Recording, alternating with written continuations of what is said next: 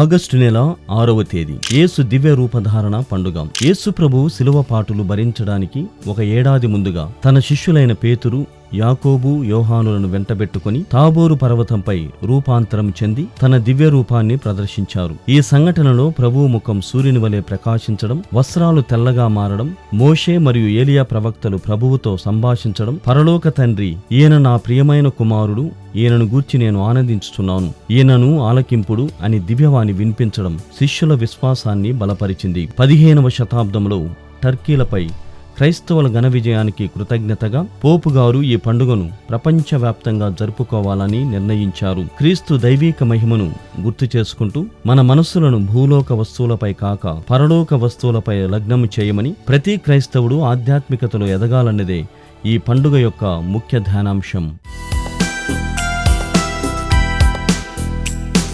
దివ్య రూపధారణ క్రీస్తువా